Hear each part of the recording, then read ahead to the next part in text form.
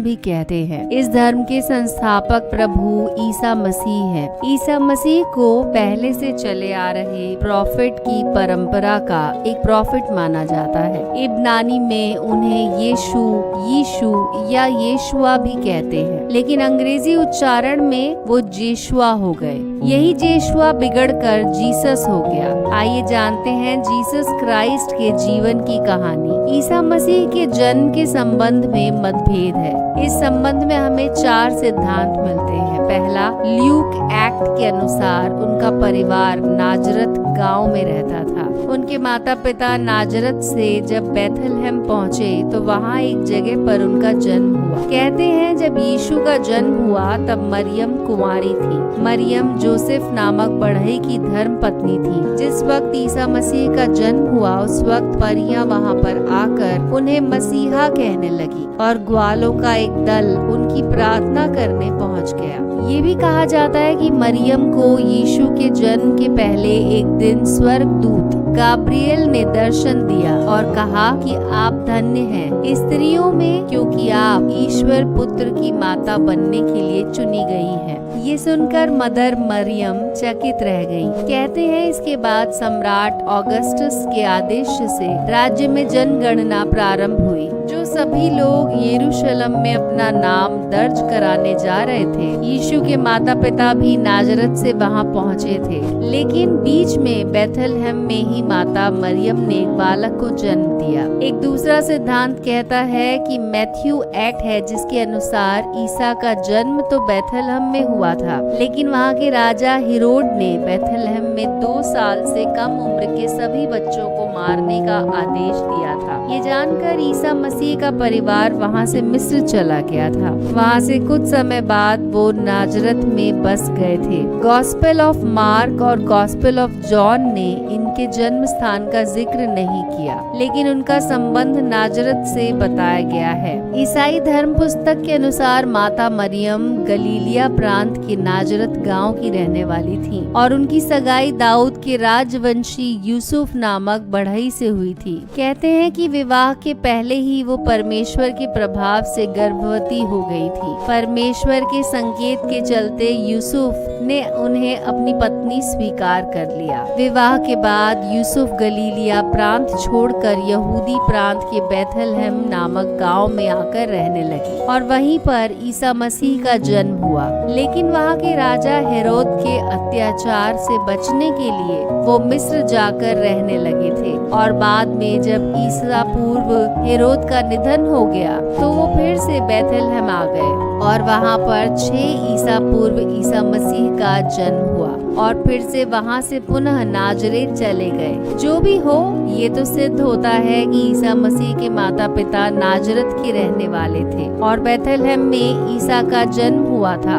अब वो बैथलहम क्यों गए थे, ये रहस्य बना हुआ है। फिर जब ईसा मसीह लगभग 12 साल के हुए तो यरूशलेम में उन्हें यहूदी पुजारियों से ज्ञान चर्चा करते हुए बताया गया। ईसा मसीह खुद यहूदी ही थे। पुजारियों से चर्चा के बाद वो कहाँ चले गए ये कोई नहीं जानता। बाइबल में 13 से 29 वर्ष की उम्र में वो कहाँ थे इसका कोई जिक्र नहीं मिलता। हालांकि ये कहा जाता है कि कुछ समय बाद ईसा ने यूसुफ से पेशा सीखा और लगभग 30 साल की उम्र तक नाजरत में रहकर वो बढ़ई का काम करते रहे। उनकी असल कहानी तब शुरू होती है जब वो 30 साल की उम्र में यूहन्ना नामक संत से बपतिस्मा ले रहे थे और फिर वो लोगों को उपदेश देना आरंभ करते हैं। उनके उपदेश यहूदी धर्म की मान्यताओं से भिन्न होते हैं। जब वो नबूवत का दावा करते हैं तो यहूदियों के कट्टरपंथियों में इसका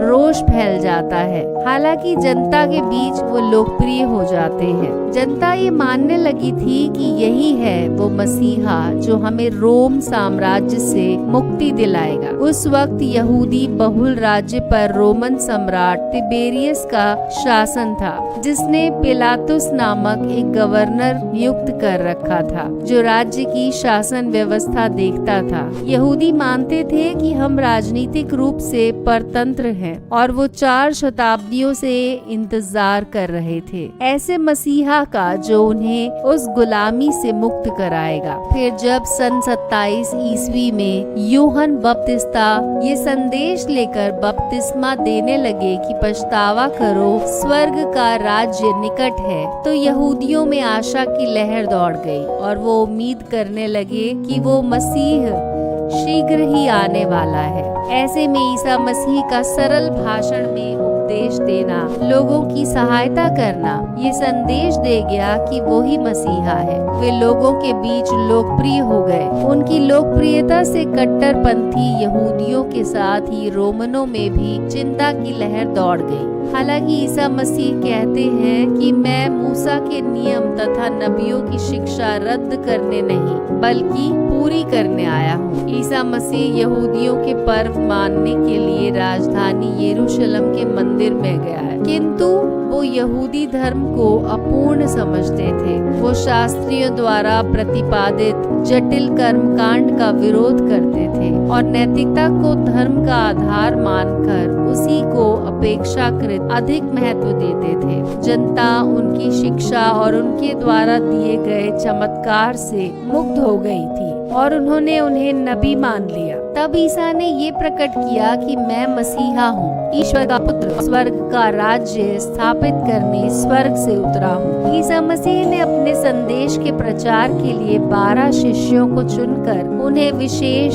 शिक्षण और अधिकार प्रदान किया। स्वर्ग के राज्य के संदेश के कारण ईसा के प्रति यहूदी नेताओं में विरोध हो गया। वो समझने लगे थे कि ईसा स्वर्ग का जो राज्य स्थापित करना चाहते हैं वो एक नया धर्म है जो यरूशलेम के मंदिर से कोई संबंध नहीं रखता। वो इसे यहूदी धर्म की मान्यताओं के खिलाफ मानने लगे। ईसा मसीह के कुल 12 शिष्य थे। Peter, Andrew, James, John, Philip, Bartholomew, Matthew, Thomas, James, संत जुदास, साइमन द जिलॉट और मत्तियाह। फिर ईसा मसीह एक दिन 29 ईस्वी में गधे पर सवार होकर यरूशलेम पहुँचे। वहाँ उन्होंने अपने सभी शिष्यों के साथ अंतिम भोजन किया और वहीं ईसा मसीह ने संकेतों में समझाया कि उनके साथ क्या होने वाला है। वहीं उन्हें दंडित करने के षड्यंत्र भी रचे गए। कहते हैं उनके एक शिष्य जुदास ने उनके साथ विश्वासघात किया, जिसके चलते उन्हें गिरफ्तार कर लिया गया और फिर यहूदियों की महासभा में उनको इसलिए प्राणदंड का आदेश दिया गया क्योंकि वो ईश्वर के पुत्र होने का दावा करते थे। रोमन साम्राज्य के गवर्नर पिलातुस ने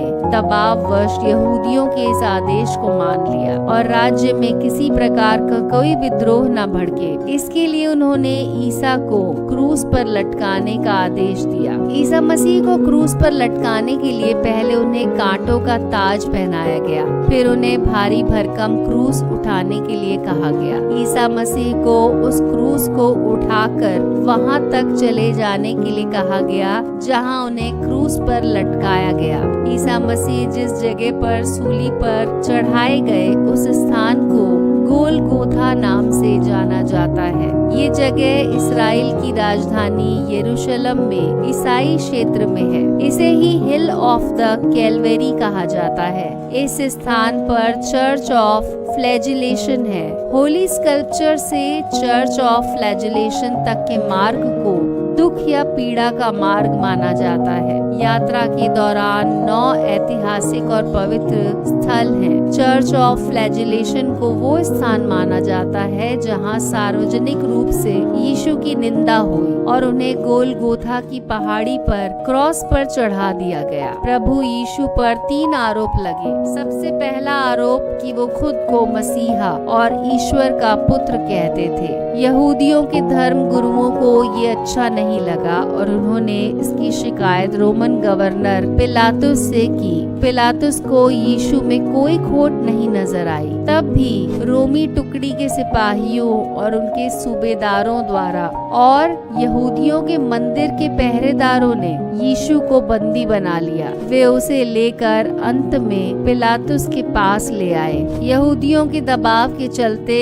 पिलातुस ने यीशु को कोड़े लगवाए। सिपाहियों ने कटीली टहनियों को मोड़कर एक मुकुट बनाया और उनके सिर पर रख दिया। फिर एक बड़ा सा क्रूस दिया गया जिसे लेकर उन्हें उस स्थान पर जाना था जहाँ सूली दी जाती है। इसे गोलगोथा कहा जाता था। संपूर्ण रास्ते में उन्हें कोड़े मारे गए और अंत में वो वहाँ पहुँचे और सभी के सामने 2 लोगों के साथ शुक्रवार को सूली पर लटका दिया गया। यीशु के क्रूस के पास उनकी माँ मौसी, क्लोपास की पत्नी मरियम और मरियम मगदलिनी खड़ी थी। ईसा मसीह को सूली से उतारने के बाद उनका एक अनुयायी शव को ले गया। उसने शव को एक गुफा में रख दिया। उस गुफा के आगे एक पत्थर रख दिया। वो गुफा और पत्थर आज भी मौजूद है। इसे खाली कब्र कहा जाता है। बाद में उनके शव को विधिवत रूप से दूसरी ओर दफनाया गया। यरूशलेम के प्राचीन शहर की दीवारों से सटा एक प्राचीन पवित्र चर्च है, जिसके बारे में मान्यता है कि यहीं पर यीशु फिर से जी उठे। जिस जगह पर ईसा मसीह फिर से जिंदा होकर देखे गए, उसी जगह पर वो चर्च बना है। इस चर्च का नाम है church of the Holi sculpture. Sculpture के भीतर ही ईसा मसीह को दफनाया गया है। माना ये भी जाता है कि ईसा के अंतिम भोजन का यही स्थल है। रविवार के दिन सिर्फ एक स्त्री ने उन्हें उनकी कब्र के पास जीवित देखा। जीवित देखे जाने की इस घटना को ईस्टर के रूप में मनाया जाता है। बाइबल की मान्यता के अनुसार ईसा ये साबित करने के लिए सचमुच मृतकों में से जी उठे, प्रेरितों को समझाने का कार्य पूर्ण करने और अपनी कलीसिया की स्थापना करने के लिए 40 दिनों तक इस दुनिया में रहे। उसके बाद वो प्रेरितों को जैतून पहाड़ पर ले गए और अपने हाथ उठाकर उन्हें आशीर्वाद देते हुए स्वर्ग की ओर उड़ गए, जब तक कि एक बादल ने उन्हें ढक नहीं लिया। तब 2 स्वर्गदूत दिखाई दिए और उनसे कहा, यही यीशु जिसे तुम अपने बीच से स्वर्ग की ओर जाते देख रहे हो, फिर आएंगे जैसे तुमने उन्हें स्वर्ग की ओर जाते हुए देखा, तब वो सभी मानवों का न्याय करेंगे। रविवार की सुबह जब अंधेरा था, तब मरियम मगदलिनी कब्र पर आई और उसने देखा कि कब्र से पत्थर हटा हुआ है। फिर वो शमौन पतरस और उस दूसरे शिष्य के पास पहुंची और उसने कहा कि वो कब्र से यीशु की देह को निकाल कर ले गए। सभी वहां पहुंचे और उन्होंने देखा कि कफन के कपड़े पड़े थे। सभी ने देखा वहां यीशु नहीं थे। तब सभी शिष्य चले गए, लेकिन मरियम मगदलिनी वहीं रही। रोती बिलखती मगदलिनी ने कब्र में फिर से अंदर देखा जहां यीशु का शव रखा था। वहां उन्होंने श्वेत वस्त्र धारण किए। 2 स्वर्गदूत एक सिरहाने और दूसरा पैताने बैठ गए। स्वर्गदूत ने उससे पूछा, तुम क्यों विलाप कर रही हो? तब मगदलिनी ने कहा कि वो मेरे प्रभु को उठा ले गए हैं। ये बोलकर जैसे ही वो मुड़ी तो उसने देखा कि वहाँ यीशु खड़े हैं। यीशु ने मगदलिनी से कहा, मैं अपने परम पिता के पास जा रहा हूँ और तू मेरे भाइयों के पास जा। मरियम मगदलिनी ये कहती हुई शिष्यों के पास आई और उसने कहा कि मैंने प्रभु को देखा है। ऐसा भी कहा जाता है कि यीशु ने कुछ शिष्यों को भी दर्शन दिए।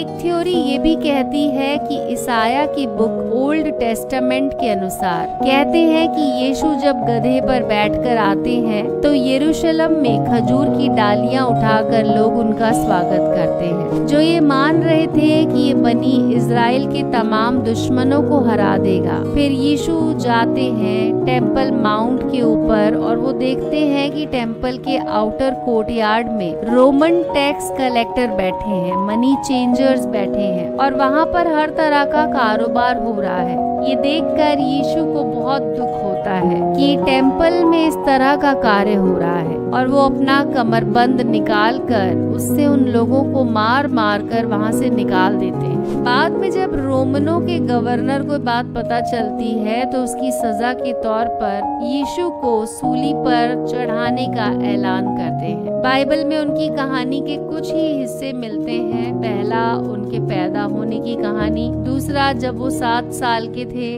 वे त्योहार के समय मंदिर जाते हैं, तीसरा जब गधे पर चढ़कर यरूशलेम पहुंचकर यूहन्ना से बपतिस्मा लेते हैं, चौथा जब उनके शिष्यों के साथ वो रहते हैं, उपदेश देते हैं। और 5वां, जब वो अंतिम भोज करते हैं। 6ठा, जब उन्हें सूली पर लटका दिया जाता है। और 7वां, जब वो फिर से जी उठते हैं। ईसा मसीह ने 13 साल से 29 साल की उम्र के बीच तक क्या किया, ये रहस्य की बात है। इस उम्र में वो कहाँ थे, ये भी 30 वर्ष की उम्र में यरूशलेम लौटकर उन्होंने यूहन्ना से दीक्षा ली। दीक्षा के बाद वे लोगों को शिक्षा देने लगे। 3 साल बाद यानी कि 33 साल में उन्हें सूली पर लटका दिया गया। 33 के बाद वो फिर कभी नजर नहीं आए। इसके बाद उनका पूरा जीवन काल अज्ञात है, लेकिन कुछ शोधकर्ता मानते हैं कि वो भारत आ गए थे और लगभग 100 साल की उम्र तक जीवित रहने के बाद उनका देहांत